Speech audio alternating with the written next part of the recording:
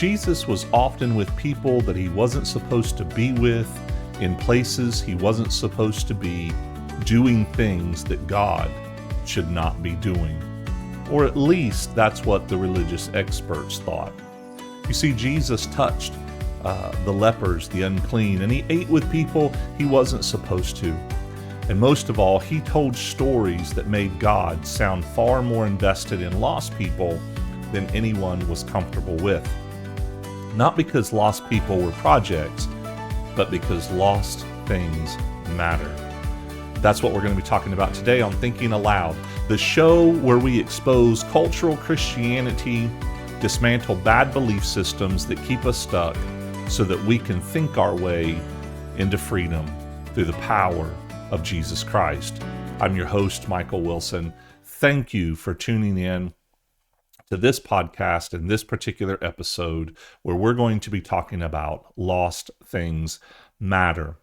And in order to do that, we must first name the problem. And the problem is this: when we hear the word lost, we usually think unsaved. Growing up in church, I was constantly hearing sermons about the lost and how we needed to see the lost saved. We needed to witness to the lost. We needed to go out to the highways and the byways because that's where the lost were. The problem with that is this, that oftentimes we looked at the lost as being outside, separated, and wrong.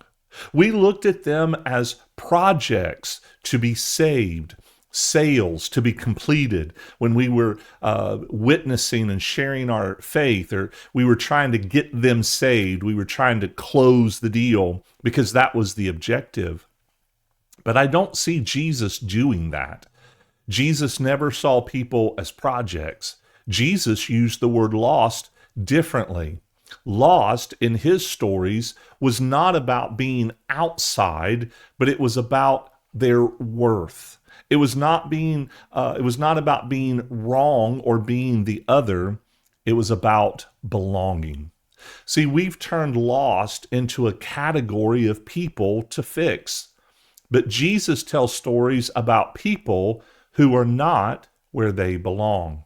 And the ache beneath all of this isn't sin management.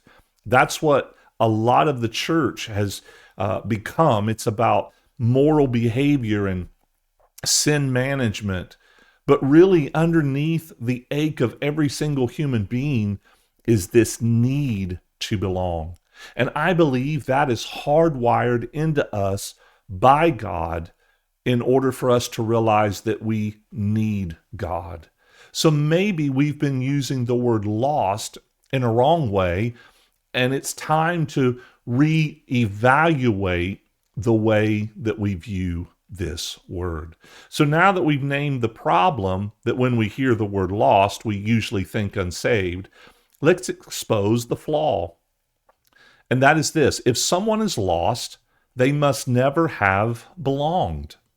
For someone to be lost, that means they were never part of God's family to begin with. And here's the popular evangelical idea that we're all born depraved and we're all born with a sin nature, and that somewhere along our life, God presents the gospel to us through someone else, through preaching, through witnessing, through an outreach, whatever. And then we realize our need for Jesus, and so we invite Jesus into our heart, and suddenly we are saved. We once were lost, but now we're found. But again, that's the problem, that if something is lost, we assume that it never belonged to begin with. We have this idea in the church that it's the world against God. But I don't think that's the way that Jesus presents the Father's heart towards those that Jesus would have considered lost. Because here's the thing: that's not how loss works. For something to be lost, it first must belong. For something to be lost, it first must belong. In other words, I'm not going to go searching for something that's lost if it's not mine. Now, I might help a friend, but again, it's theirs. It's a belonging of theirs that I am helping them find. If I lose something, I'm going to search for it because it belongs to me. I'm not going to go looking for things that aren't mine. If it doesn't belong to me, I'm not going to go looking for it. Think about it this way. I'm not going to go into a field and look for things that aren't mine. Now, there's one exception to that, and that is if I'm a treasure hunter or I have a metal detector and I'm searching for lost things that are going to become mine, then maybe you could use that argument. But that's not how Jesus uses that argument. That's the way we look at things, that we're going into the world and we're looking for the lost so that we can bring them into the kingdom. But we think that they're lost because they don't belong. That's not the way it works. You cannot lose what was never yours. And see, the idea of someone going into a field with a metal detector, he's not looking for something that he lost. He's looking for stuff that other people have lost that's going to become his. But that thing that's lost belonged to somebody in the beginning. So you cannot lose what was never yours. And you don't search for things that don't matter. You don't search for things that don't matter. When people with metal detectors go out and look for lost treasure, they're not looking for junk. They're looking for things that matter. And lastly, I would say this: you don't grieve what has no value. If something has no value to you, you don't grieve it. We only grieve over that which we value. And to highlight my point, I want to bring up 3 stories that Jesus told that dismantle this whole idea that lost people are outsiders by nature. So let's look at this from a Christ-centered clarity and point of view. Jesus tells 3 parables in Luke chapter 15. And the reason he tells these parables is because the Pharisees, the religious leaders, they were upset with Jesus because Jesus was eating with people he wasn't supposed to be eating with in places that a good, respected rabbi would never be. The first story that he tells is about a lost sheep. And he says that there's a shepherd and he had 100 sheep and one went off and got lost. And the shepherd left the 99 to go find the one sheep. Now, here's what's interesting. God searches for what matters to him. Sheep usually stay with the herd, but sometimes they wander off, not necessarily with rebellion in mind, because sheep aren't that way. Usually, if a sheep wanders off, it's because it's grazing and the herd moves on and maybe the sheep doesn't hear it, or maybe something distracts the sheep and the sheep goes off to see the distraction. The point is this, that oftentimes in life, people get distracted with things, and by the time they realize that they've been distracted, they've gotten themselves lost. Life has moved on. Things have moved on. And yet they don't know where they're at. They're lost. And something catches their attention. Something looks helpful, interesting, or safe. Or maybe they're trying to fill a void in their life. And so they go looking for something that's going to fill the need in their life. And so they get lost along the way. It's not through defiance necessarily, but it's through distraction. I can't tell you how many times I've got off the beaten path that I was supposed to be on because I got distracted. Now the sheep, and this is what we need to understand, the sheep that got lost wasn't bad because it got lost, and it didn't get lost because it was bad. It simply got lost because it wasn't where it belonged, and it did not know how to get back. And notice that in this story that Jesus tells, the shepherd doesn't scold the sheep. The shepherd doesn't lecture the sheep. The shepherd simply leads the sheep back to where it belongs. So remember, for something to be lost, it must first belong. And then Jesus gives a second parable, the parable of the lost coin. Now, a coin is an inanimate object. It cannot get lost on its own. It has to get knocked over or maybe misplaced, or something has to happen for that coin to get lost. It doesn't choose to get lost, and a coin certainly doesn't rebel. And sometimes people get lost through no fault of their own. Life happens, trauma happens, things fall apart, they get knocked over, they get knocked down. Something happens to them that causes them to get lost. But it's not the coin's fault. The coin doesn't have a bad nature, and it's a bad coin. It simply got misplaced or got lost. And the woman doesn't blame the coin. She searches her house, tears it apart until she finds that coin that was valuable to her.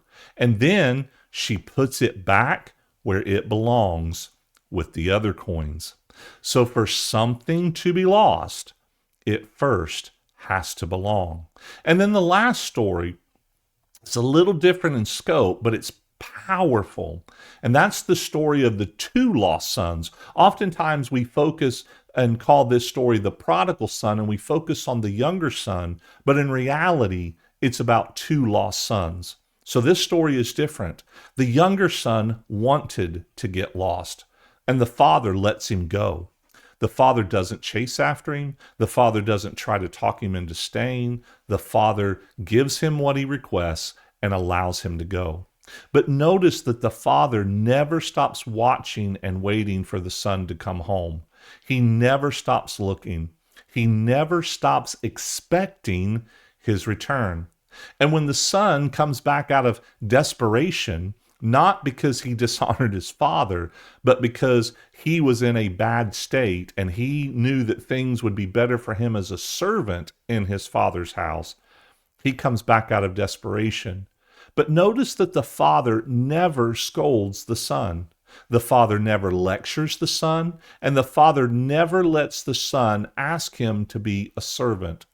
The father restores him to his place at the table as a son. But there's the older son, the older brother. He never left the house. He consistently worked for his father. He was consistently there all the time. And the sad reality for him is that he got lost in the midst of living in the house with his father. And I believe that there are many in the church today that are just like this. They go to church, they perform, they do what they do because they feel like it's their responsibility and they have to, and they expect God to bless them because of what they've done. And they become judgmental when God gives grace to those that went and got lost on purpose and God brings them back. They have a hard time with that because they stayed home, they stayed busy, they stayed serving the Father. And the problem with this older brother is this, that even though he was a son, he lived like a servant, working for what already belonged to him. He didn't realize that he already was home. And I think that that could be the most dangerous kind of loss. But we don't think of it that way. We only think about lost people as being unsaved, when in reality, Jesus gives these stories to convey that for something to be lost, it first must belong. And that Jesus came to get what was rightfully his Father's, and that is humanity. That God created us, God wanted us to be sons and daughters, and that we got lost through sin, through our delusions, through our mistakes, through our willful disobedience. Doesn't matter how you got lost. The issue isn't so much your lostness as it is your belonging. And you matter to God, you have value to God, you belong to God. And so God is looking for his lost sons and daughters. So let's shift the lens a little bit. Let's look at how we can do this differently. See, if God searches for what matters, then let's put this into practice. This week, pay attention to how you label people. As a Christian, as a Christ follower, I have to be careful how I label people. And when I hear people talk about the lost, or maybe if I even use that term, the lost, based upon growing up hearing it all the time, I need to pause and ask myself this question. What if they don't need fixing? What if they simply need to know that they belong?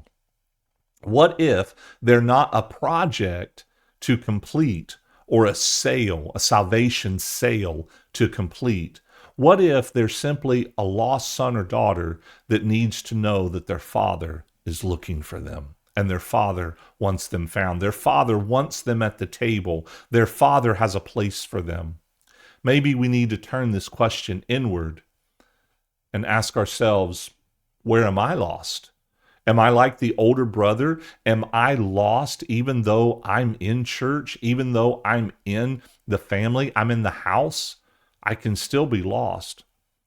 So we have to ask ourselves, where might we be distracted? Where might we be displaced? Where in life has something knocked us down to where we don't even feel like we belong anymore?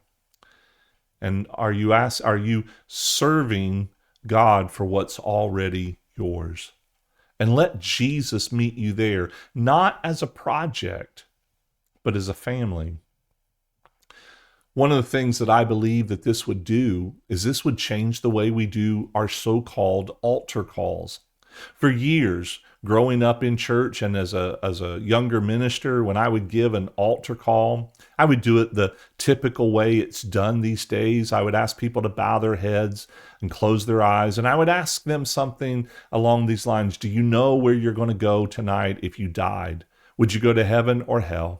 You don't have to go to hell. You can go to heaven. Jesus paid the price for you. Won't you invite Jesus into your heart? We've all heard something similar to that kind of altar call, that kind of invitation. I can tell you that I will never, ever, ever again give that type of an invitation because I don't believe it's correct. I don't believe anymore that's the proper way of inviting people to come to Jesus. Instead, this is how I would present the gospel at an altar call. I would ask this question. Do you know that you have a heavenly Father that loves you and cares for you, longs for you, has done everything in the world he can for you because he loves you, and he sent his Son to show you his love for you. He sent his Son to show us what it means to be human, and his Son died in our place so that we could have a place at the table. God is asking you to allow yourself into his heart. God's inviting you into his heart because he wants a relationship with you. Would you want that kind of relationship with your Heavenly Father? Do you see the difference?